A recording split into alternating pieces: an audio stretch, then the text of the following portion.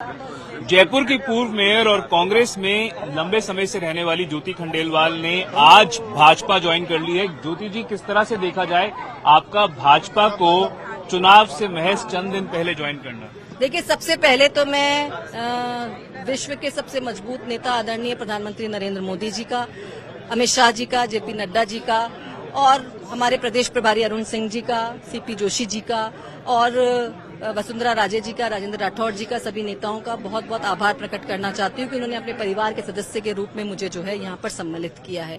जहाँ तक आप बोल रहे हैं कि मैंने यहाँ पर जो ज्वाइन किया है वो इसी भावना के साथ ज्वाइन किया है कि एक मजबूत नेतृत्व जो देश को एक दिशा दे रहा है, मजबूती के रूप से आगे रख रहा है, युवाओं को वो अवसर दे रहा है कि वो देश के विकास में अपनी जिम्मेदारी निभा सके, उसका नाम आगे बढ़ा सके। लगातार एक ऐसा माहौल यहाँ पर महसूस हो रहा है जो सुरक्षा का भाव देता है। जो आप मजबूत नेतृत्व कह रही हैं, पर इतना समय कांग्रेस में व्यतीत करने के बाद आप आज भाजपा ज्वाइन कर लिया है आपने।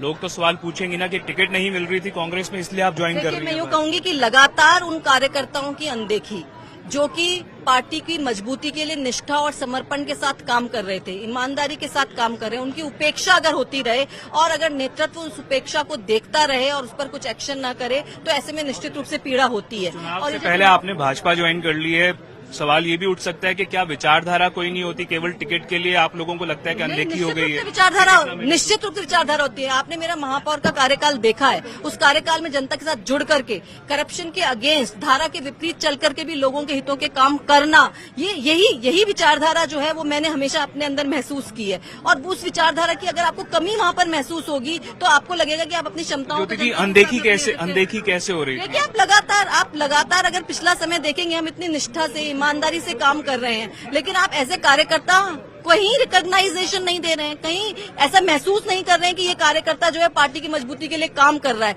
बल्कि लगातार उपेक्षा का शिकार जो है वो होना पड़ रहा है। तो ऐसे में ये अनदेखी आपको लगता है बीजेपी में नहीं होगी? कि आपको लगता है कि रिकॉग्निशन? मजबूत नेतृत्व जो यहाँ का है उससे मेरी पूरी अपेक्षा है, क्योंकि देखा है मैंने कि यहाँ पे कार्यकर्ताओं की हौसला अफजाई जो है होती है। तो 25 नवम्बर को चुनाव है राजस्थान में, क्या 25 नवम्बर से पहले रिकॉग्निशन मिल जाएगी आपको बीजेपी में? देखिए, मैंने ये सब कुछ जो है वो पार्टी नेतृत्व पर छोड़ दिया है कि वो मेरी काबिलियत का या मेरी कार्यप्रणाली का पार्टी की मजबूती के लिए, समाज के लिए, देश के लिए किस तरीके से उपयोग कर सकता है, वो उस तरीके से मुझे किस क्षेत्र से रिकॉग्निशन चाह रही हैं? मैंने जो मुझे पार्टी जहां जिस तरह की भी जिम्मेदारी देगी उसे मैं पूरी निष्ठा और ईमानदारी से निभाऊंगी। यह मैंने पार्टी नेतृत्व बात से हुई होगी मैम आपसे, आपकी पार्टी नेतृत्व से? मैंने सिर्फ इतनी बात कही कि कार्यकर्ता का सम्मान और मेरी काबिलियत का जो उपयोग जो हो सकता है उसको निश्चित रूप से मुझे काम करने का अवसर जो है। आज आपने भाजपा ज्वाइन कर लिया, कुछ दिन पहले पंडित सुरेश मिश्रा ने भी भाजपा ज्वाइन कर ली थी, वो भी लंबे समय से कांग्रेस में थे। तो क्या आपको लगता है? भी देखेंगे तो उनको भी ऐसे कार्यकर्ता जो है एक उपेक्षा का शिकार होना पड़ा है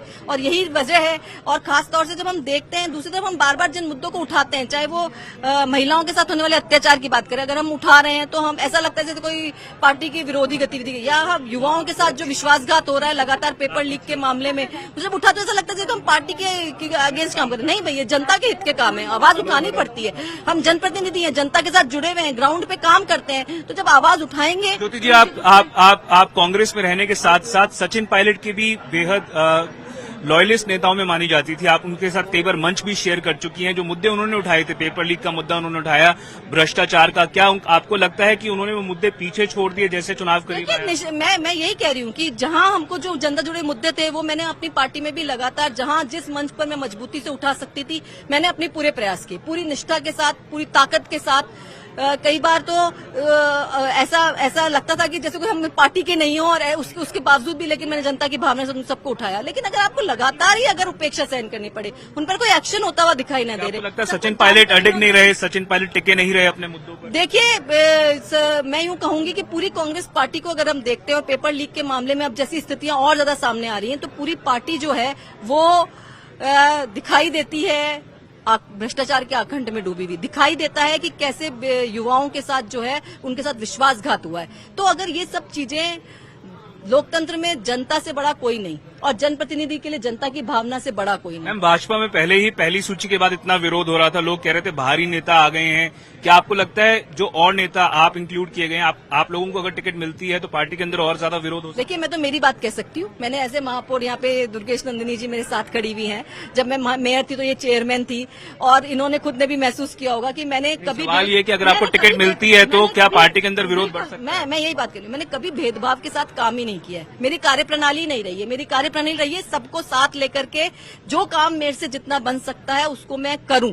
तो मेरी इस कार्यप्रणाली को देखा है सबने, जयपुर की जनता ने देखा है। तो मेरी सबको साथ लेके चलने की जो ये भावना है वो निश्चित रूप से किसी तरह का विरोध। चलिए, एक आखिरी सवाल आपसे ज्योति जी, आज आपने भाजपा ज्वाइन कर ली है, राजस्थान में चुनाव होने वाला है, 1 महीने से कम समय रह गया है। क्या लगता है राजस्थान में क्या कुछ होगा? क्या गणित आपके हिसाब से सामने आएगा 3 दिसंबर? जिस तरीके से लगातार कांग्रेस की जो विफलताएं हैं वो सामने आ रही हैं, चाहे वो महिलाओं के ऊपर हो रहे अत्याचार की बात करें, चाहे युवाओं के साथ हो रहे खिलवाड़ की बात करें, और चाहे हम लगातार जो हम देखते आ रहे हैं कि केवल झूठी वादे और घोषणाएं की जा रही हैं, उससे साफ तौर पर और खास तौर से बीजेपी का मजबूत नेतृत्व जिस तरीके से काम कर रहा है, उससे पूरा विश्वास है कि आगे आने वाले समय में राजस्थान में बीजेपी की सरकार बनने जा रही है और पूर्ण बहुमत के साथ। तो लंबे समय तक कांग्रेस में रहने के बाद आज ज्योति खंडेलवाल कह रही हैं कि विफलताएं लगातार कांग्रेस की सामने आ रही हैं, और उनका कहना है कि भाजपा विजयी होने वाली है। तो कहीं न कहीं सवाल ये भी खड़े हो सकते हैं, तो क्या